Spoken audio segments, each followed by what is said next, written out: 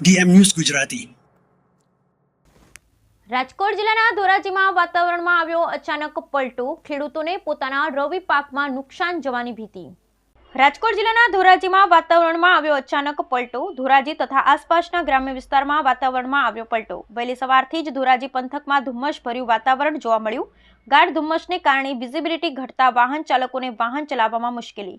પોલીસે લોકોને વાહન ધીમી ગતિએ ચલાવવા અને વાહનોની હેડલાઇટ ચાલુ રાખી વાહન ચલાવવા કરી અપીલ। ભારે ધુમ્મસને કારણે ચણા, જીરું, ડુંગળી, ઘઉં, ધાણા સહિતના રવિ પાકને નુકસાનની ભીતિ। પાલનપુરમાં સરકારી કચેરીઓ બહાર ટ્રાફિક પોલીસની ડ્રાઈવ, ટ્રાફિક નિયમોનું ભંગ કરનારાઓ સામે કાર્યવાહી।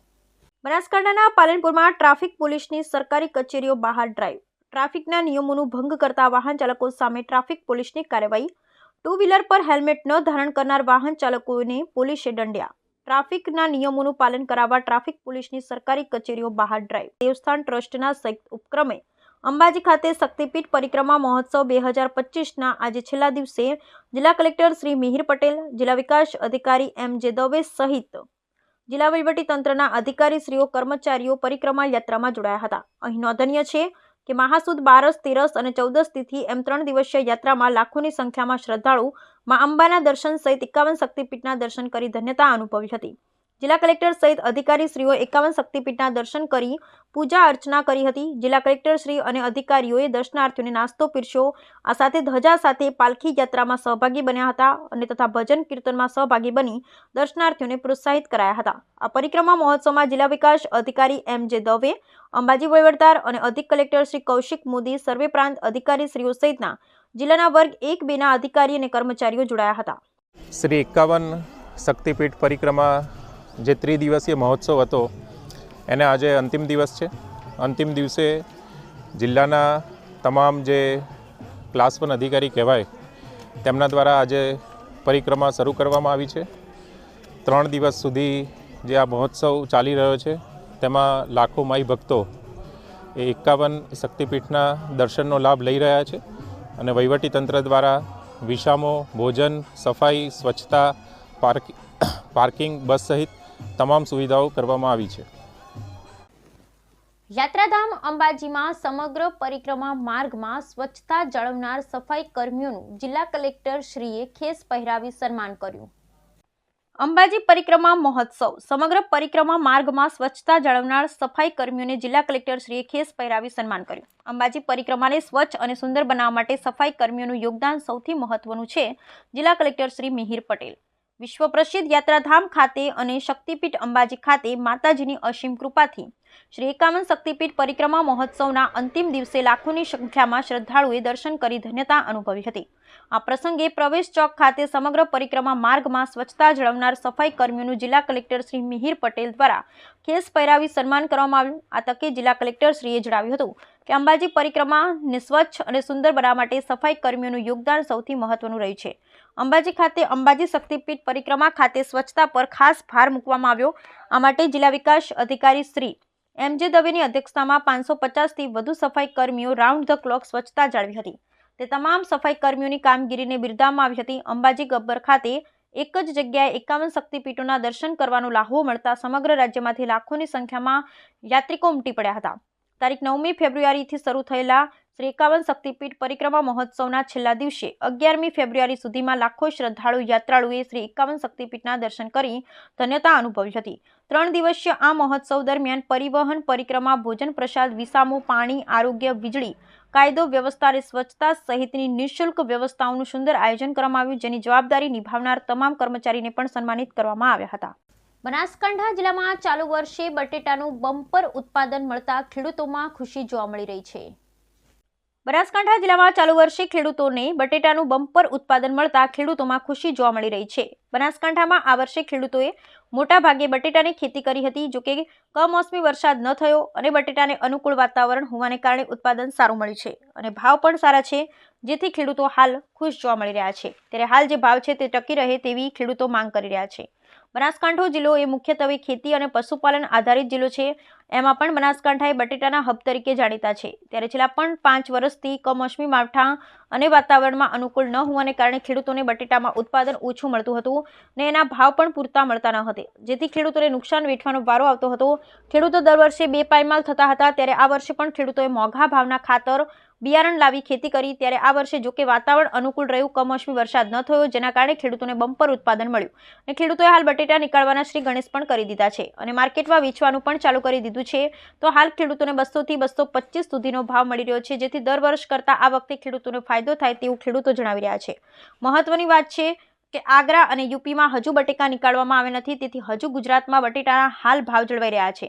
જો ત્યાંથી બટેટા અહીં આવવાની શરૂઆત થશે એટલે બટાકાના ભાવ નીચા જશે. ત્યારે ખેડૂતો માંગ કરી રહ્યા છે કે આ જે ભાવ છે તે જળવાઈ રહે તો તેમને ખાતર બિયારણના રૂપિયા મળશે અને અગાઉ થયેલ નુકસાન ભરપાઈ કરી શકાશે. નહીતર જો ભાવ નીચા જશે તો ખેડૂતોને ખૂબ મોટું નુકસાન થશે અને ખેડૂતો પાયમાલ થશે. આમ તો ખેડૂતોને 250 થી 300 રૂપિયા બટેટાના ભાવ હોય તો જ પોષાય, નહીતર પોષાય તેમ નથી. તેમ છતાં હાલ જે 200 થી 225 સુધીનો ભાવ છે તેનાથી ખાતર બિયારણ અને મજૂરી મળી રહેશે અને નુકસાન નહીં થાય. આ વખતે શિયાળુ પાકમાં બટાકાનું વાવેતર હવામાન સારું રહેવાના કારણે ખૂબ સારું છે અને ઉત્પાદન પણ સારું મળે અને ભાવ પણ 225 થી 250 સુધીના સારા અને આ ભાવ જળવાઈ રહે તો ખેડૂતોને ખૂબ ફાયદો થાય એવી શક્યતા છે. હાલ બનાસકાંઠાની અંદર ખેડૂતોનો જે બટાકા નીકાળવાનું કામ શરૂ થઈ ગયું છે. બટાકા ખૂબ સારા છે, ભાવ પણ સારો મળી રહ્યો છે. 225 રૂપિયા ભાવ મળી રહ્યો છે.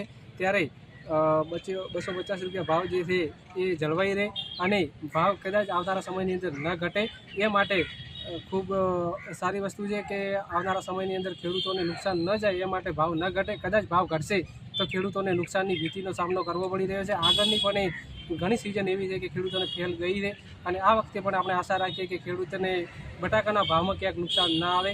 જે ભાવ છે એ ભાવ જળવાઈ રહે, 225 રૂપિયા જે બજાર છે એ જળવાઈ રહે અને આવનારા સમયની અંદર ખેડૂત નુકસાનને હેઠળ ના આવે એના માટે આ ભાવ સારો છે, ખેડૂત માટે ખૂબ સારો ભાવ છે એવી આશા રાખીએ છીએ. આ વખતે ચાલુ વર્ષે શિયાળાની સિઝન એ બહુ ફાયદાકારક અને સારું, કારણ કે ક્લાઇમેટ એની અંદર એમને ખૂબ સપોર્ટ કર્યો છે. જોકે ઠંડી ઘણા વર્ષોનો આપણે ઇતિહાસ રેકોર્ડ જોઈએ છે તો ઠંડી એટલો સમય વધુ નથી ખેંચાતી કે આ વખતે વધુ સમય ઠંડી આવી છે. અને અત્યારે જોવા જઈએ તો ફેબ્રુઆરીની અંદર અને જાન્યુઆરીના એન્ડમાં પણ એક ઠંડી સારી એવી જળવાઈ છે, જેના લીધે ખેતી પાકોની અંદર બહુ મોટો ફાયદો થયો છે. આ વખતે બનાસકાંઠાની અંદર જે બટાકા છે એ સૌથી વધારે મોખરે પાક ગણાય છે અને આ પાકની અંદર ઠંડી વધારે હોવાથી અને ઠંડી લાંબો સમય આવવાથી બટાકાના છોડ અત્યારે એકદમ પરિપક્વ છે, જેના લીધે એનું ઉત્પાદનની 100% એ ઉત્પાદન અમને મળી રહેશે. અને સાથે સાથે આ વખતે કોઈ માવઠા પણ નથી અને ક્યાંક એ હિમની પણ અસર આ વખતે નથી, તો કુદરત પણ ક્યાંક ખેડૂતો ઉપર રાજી હોય એવું દેખાઈ રહ્યું છે.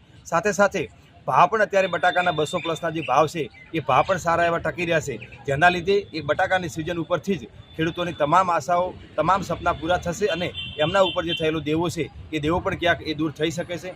તો આ વખતની જે સિઝન છે, કારણ કે બનાસકાંઠા જે છે એ પાણી વિહોણો જે જિલ્લો છે અને પાણીને ખેંચના લીધે અમારા માટે જે ઉનાળુ સિઝન એ પણ થતી નથી અને ચોમાસું જે વરસાદ આધારિત હોય છે જેના લીધે એ નક્કી હોતું નથી કે થાય અને ના પણ થાય, પરંતુ શિયાળુ સિઝન અમારા માટે જો મેન અને મુખ્ય સિઝન હોવાથી અને આ વખતે સારો એવો વાતાવરણ ક્લાઇમેટ સાથ આપવાથી બટાકાની સિઝનની અંદર ખેડૂતોને ખૂબ મોટો ફાયદો થઈ રહ્યો દેખાઈ રહ્યો છે. રાજકોટની ઉપલેટા નગરપાલિકાની યોજાયેલ ચૂંટણી અંગે ભાજપ ચૂંટણી કાર્યાલયના થયા ઉદ્ઘાટન. રાજકોટની ઉપલેટા નગરપાલિકાની યોજાયેલ ચૂંટણી અંગે ભાજપ ચૂંટણી કાર્યાલયના થયા ઉદ્ઘાટન. ગુજરાત રાજ્ય બક્ષીપંચ મોરચાના અધ્યક્ષ તેમજ ભાજપના આગેવાનો રહ્યા ખાસ ઉપસ્થિત. સ્થાનિક સ્વરાજ્યની ચૂંટણીને લઈ ઉપલેટાના વિવિધ કાર્યાલયો શરૂ કરવામાં આવ્યા. ઉપલેટાના વિવિધ વોર્ડમાં આજે ભાજપ દ્વારા કાર્યાલયના ઉદ્ઘાટન અને સભા યોજવામાં આવી. ઉપલેટા શહેરના વોર્ડ નંબર 8ના કાર્યાલયનું ઉદ્ઘાટન. ઉપલેટા તાલુકા ભાજપના આગેવાનો, મહિલાઓ, અગ્રણી સહિતના ઉદ્ઘાટન અને સભામાં બહોળી સંખ્યામાં ઉપસ્થિત રહ્યા હતા. ઉદાનભાઈ ચંદ્રવાડિયા, ઉપલેટા નગરપાલિકા પૂર્વ પ્રમુખ. આજ રોજ ઉપલેટા નગરપાલિકાની તારીખ 16ના રોજ ચૂંટણી આવી રહી છે. એના અંતર્ગત આજ રોજ વોર્ડ નંબર 8ની ચૂંટણી કાર્યાલયનું ઉદ્ઘાટન હતું. આ ઉદ્ઘાટન પ્રસંગે ગુજરાત રાજ્ય બક્ષીપંચ મોરચાના અધ્યક્ષ ઉદયભાઈ કાનગડની અધ્યક્ષતા નીચે હતી. અમારા વોર્ડ નંબર 8ના જે ઉમેદવારો છે, નાણભાઈ ચંદ્રવાડિયા, મનોજભાઈ ખનારા, સરોજબેન બારૈયા, હર્ષાબેન ડેર, આ ચારે ઉમેદવાર ભારતીય જનતા પાર્ટીના ઉમેદવારો છે. આપણે જોઈએ છીએ કે 2002થી આ વોર્ડ નંબર 8ની અંદર ભારતીય જનતા પાર્ટીના ઉમેદવારો 800થી 1000 મતે વિજેતા થાય છે. આજે પણ 1000થી 1500 લોકોની હાજરીની વચ્ચે એક એવો માહોલ ઊભો થયો છે કે આજે વખતે પણ 4 ઉમેદવારો 800થી 1000 મતની લીડથી ચૂંટાવાના છે અને લોકોને ભારતીય જનતા પાર્ટી ઉપર ભરોસે અને એ સિવાય વોર્ડ નંબર 8માં અગાઉમાં જે કામગીરી કરવામાં આવેલી છે એ પૂર્વ અધ્યક્ષ રાણીબેન ચંદ્રવાડિયા હતા એની કામગીરી અને એને ભરોસો રાખી અમારા જે 4 ઉમેદવારો છે એ પણ એવું જ કામ કરવાના છે અને લોકોને વિશ્વાસ છે અને અમને પણ વિશ્વાસ છે કે અહીંના મતદારો છે એ 4ની ઉમેદવારને મત આપી અને જંગી બહુમતીથી ચૂંટી કાઢવાના છે. વાત રહી છે વિકાસની, જે વિકાસો કરવામાં આવ્યા એની પણ ગાથા કહેવામાં આવી. હવે પછીના જે વિકાસના કામો છે એમાં ભૂગર્ભ ગટર છે, નલ સે જલ યોજનાના જે કામો ચાલી રહ્યા છે એ પૂરા થાય પછી જે રોડ રસ્તા છે ડામરથી મઢવાના છે એ પણ એ 350 કરોડની જે ગ્રાન્ટ આવેલી છે એ બધી પ્રોમિસ આપી આજની સભાને પૂરી કરવામાં આવેલી છે અને લોકોએ હર્ષે એવું પ્રોમિસ આપેલું છે કે ભારતીય જનતા પાર્ટીના ઉમેદવારોને મતો આપવાના છે.